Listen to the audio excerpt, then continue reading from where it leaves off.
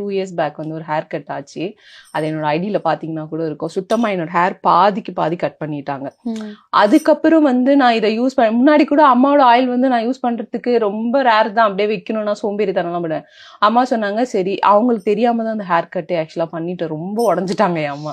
அப்புறம் சொன்னாங்க நீ இது அட்லீஸ்ட் இதையாச்சும் கேளு, கம்பல்சரி இதை வந்து நீ வச்சுட்டே இரு அப்படின்னாங்க. எனக்கே வந்து ஒரு மிராக்கல் ஆயிடுச்சு. நம்ம ஒண்ணு கூடவே டிராவல் ஆகும்போது நம்மளுக்கு தெரியாது ஒரு விஷயம் இல்லாம போயிட்டு அது.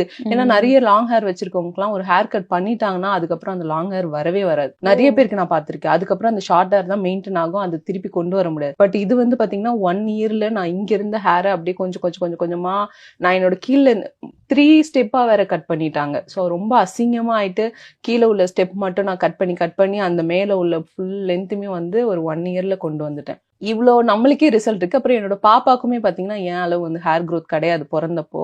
ஒரு 1 இயர்க்கு அப்புறம் தான் நான் அந்த அம்மாவோட ஆயில் வந்து வைக்க ஆரம்பிச்சேன்.